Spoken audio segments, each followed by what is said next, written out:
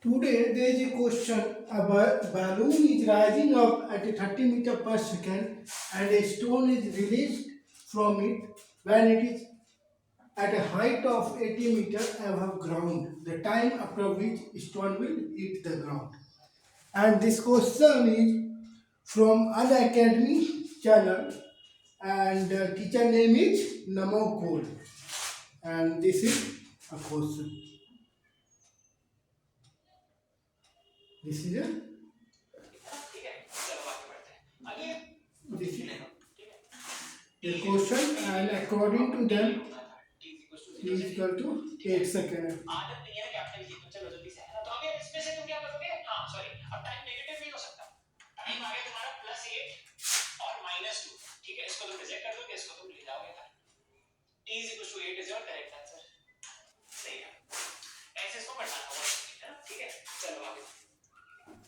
So now we discuss about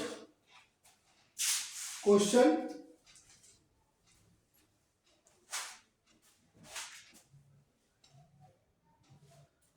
It really standard. So well, suppose we have a simple height 80 meters. Suppose we have a simple height 80 meter, then ball comes to ground at 4 seconds. At 4 seconds, ball takes time to hit the ground. When we have just a simple height, and we are flow max when maximum velocity for upward with a coverage is v equal to u minus dt, that is t is equal to 3 seconds. When it is hit or thrown from ground.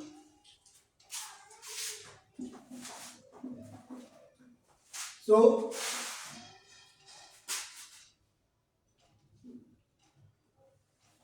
matter is just suppose we have balloon and this side it will take like this. So it, this takes 4 seconds and this takes 8 seconds. That is the matter. That is the matter. It takes 4 seconds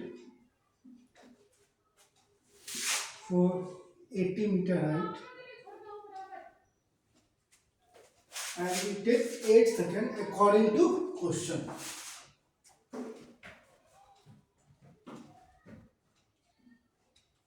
According to question, it is really practical wise it is possible or not.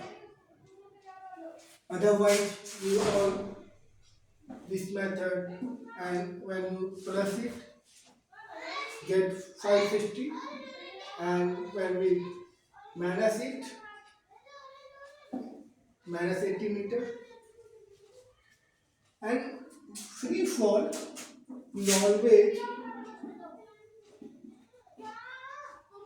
take s is equal to ut plus half gt, and for the upward s is equal to ut minus half gt.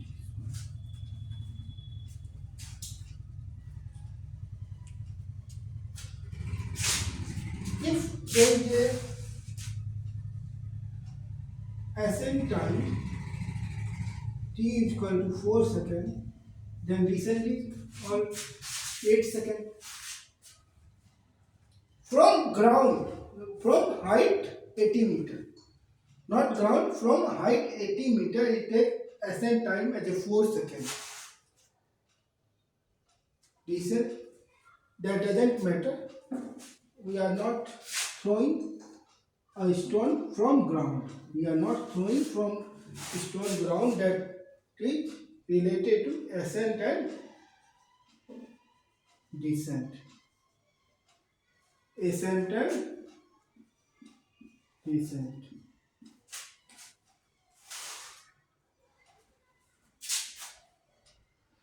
So ascent and descent really doesn't matter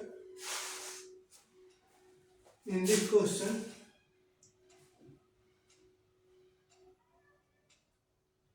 So it is correct or not, really tough to say.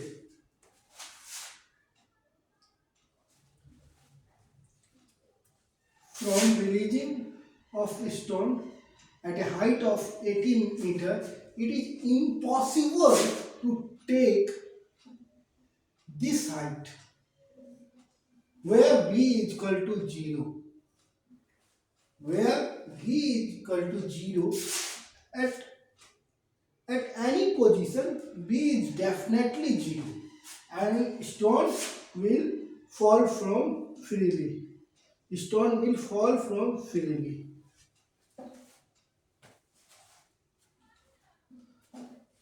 So when we change this release thrown upward, thrown upward from it, when we change it thrown upward from it, then we get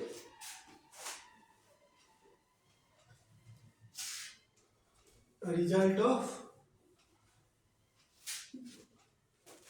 5 seconds, not any other 5 seconds we get.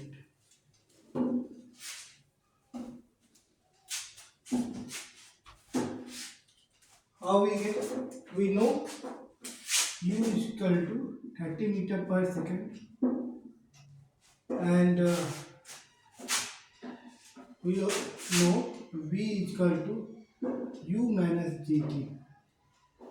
How much time it takes to attain v is equal to 0?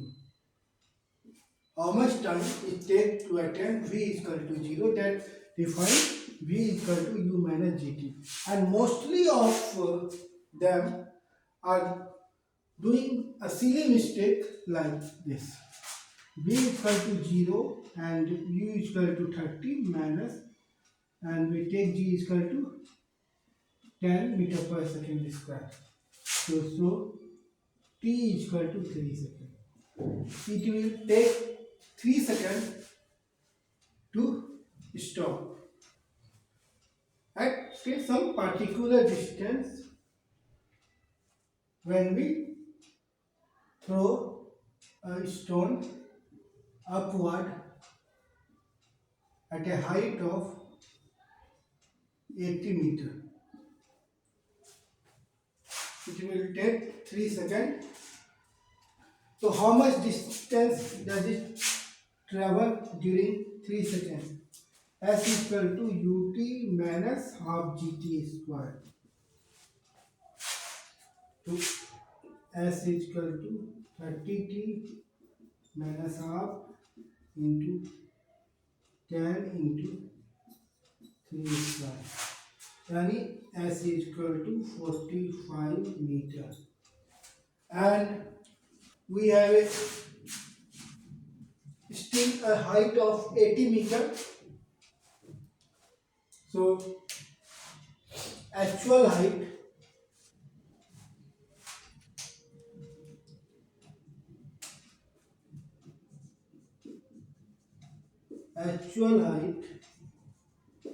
becomes 125 meters. Actual height becomes 125 meters. Then T is equal to what? To hit the ground. T is equal to what? To hit the ground. So S is equal to ut plus half gt square and ut0 125 equal to half into 10 into 3 square.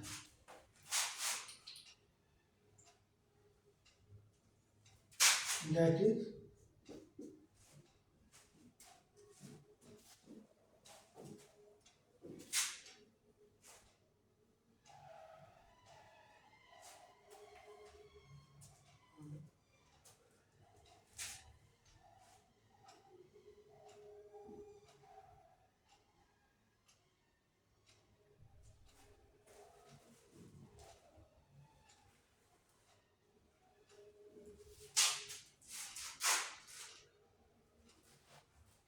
125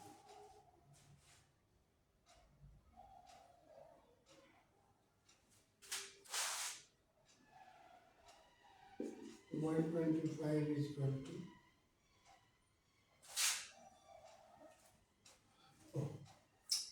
so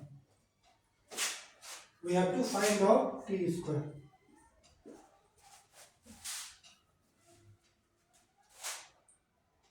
So t square is equal to 125 divided by 5, t square is equal to 25, t is equal to 5 seconds.